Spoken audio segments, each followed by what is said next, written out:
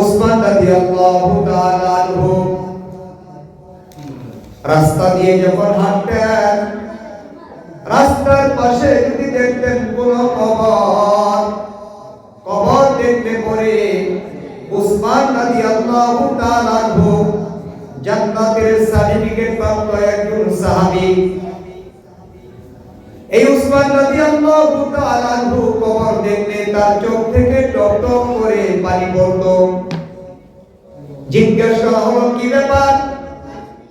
আপনি রাসূলের জবান থেকে জান্নাতের বয়ান, জাহান্নামের কঠিন শাস্তির বয়ান, কবরের আযাবের কথাগুলো রাসূলের পবিত্র জবান থেকে শুনেন, তখন তার চোখ থেকে টপ টপ করে পানি পড়ে না। এত চিন্তার মধ্যে পড়েন না, এত বিচলিত হন না। কিন্তু আমরা খেয়াল করে দেখেছি, যদি কবর আপনার সামনে পড়ে যায়, কবর পড়লে পরে আপনার চোখের পানি আপনি রাখতে পারেন না, টপ টপ করে চোখের পানিগুলি পড়তে থাকে। কারণটা কি বলেন? উসমান রাদিয়াল্লাহু তাআলা আনহু এই প্রশ্ন করার পরে উসমান রাদিয়াল্লাহু তাআলা আনহু ডাক দিয়ে বলে, ও ভাইরা শোনো, এই কবরটা হলো এমন একটা ঘাঁটি, এই কবরটা এমনই একটা ঘাঁটি, কবরটা হলো প্রত্যেকটা মানুষের জন্য প্রথম ঘাঁটি, প্রথম স্টেশন, ইমিগ্রেশন কাউন্টার। এই কবরের মধ্যে কোনো মানুষ যদি একবার আটকিয়া যায়, কবরের মধ্যে যাওয়ার পরে যেই প্রশ্নগুলি করা হয়, মান রাব্বুকা ওমা দীনুকা ওমান নাবিয়ুকা, এই প্রশ্নের উত্তর যারা দিতে পারে না, তাদের জন্য, সকলের জন্য এই কবরটা হলো প্রথম ঘাঁটি। এই কবরের মধ্যে কেউ যদি আটকিয়া যায়, ওই ব্যক্তির জন্য সকল ঘাঁটি কঠিন হয়ে যাবে। আমি উসমান চিন্তা করি, কবর দেখতে আমার চোখ থেকে পানি আসে, এই জন্য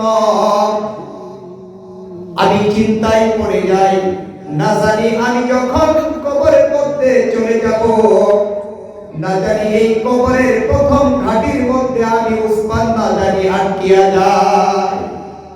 ও ধামরাইয়ের মুসলমান, কবরকে ভয় করো, কবরের আযাবকে ভয় করো, জাহান্নামকে ভয় করো, আল্লাহকে ভয় করো। দুনিয়ার মধ্যে চিরদিন চিরদিন থাকতে পারবে না। এই দুনিয়ার মায়া ত্যাগ করে তোমাকে প্রথম ঘাঁটি কবরের মধ্যে যেতেই হবে। এই জন্য কবরের মধ্যে যাওয়ার পরে দুনিয়ার বন্ধু বান্ধব, ছেলে মেয়ে, স্ত্রী সন্তান, যা কিছু করো না কেন, দুনিয়ার মধ্যে যারা তোমার আপন, সকলেই তোমার জন্য পর হয়ে যাবে যখন তুমি মৃত্যুবরণ করে কবরের মধ্যে তুমি চলে যাবা। এ দুনিয়ায় আপন যারা, এ দুনিয়ায় আপন যারা, ও দুনিয়ায় হবে পর। সকলেরই আসল বাড়ি মাটির ওই কবর। মৃত্যুর পরে প্রথম বাড়ি মাটির ওই কবর। এ দুনিয়ায় আপন যারা, কেউ তো তোমার আপন না,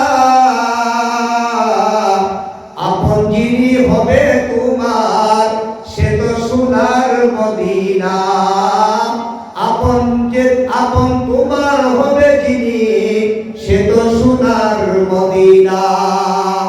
ও দুনিয়ার মানুষেরা, জাহান্নামের দিকে আমরা যেমন ভাবে দৌড়াই, জাহান্নাম জাহান্নাম মৃত্যুবরণ করার পরে বুঝতে পারবা জাহান্নাম কাকে বলে, জাহান্নাম কারে হয়, মৃত্যুর পরে তুমি বুঝতে পারবা।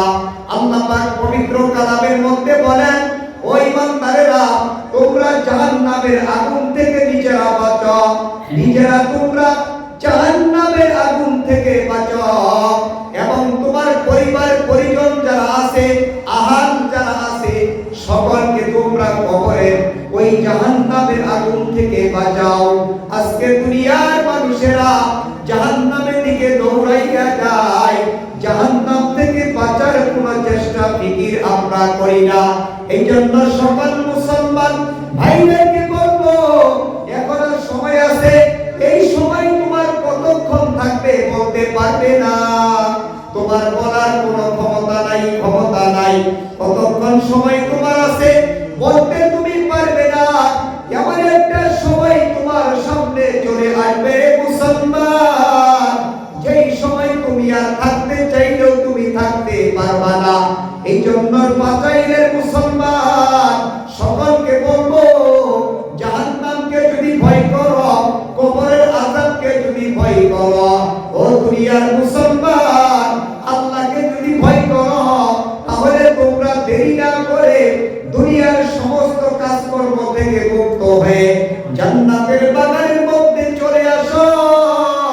এই জান্নাতের বাগানটা তোমার আমার জন্য নাজাতের ওসিলা আল্লাহ পাক বানায়া দিতে পারে।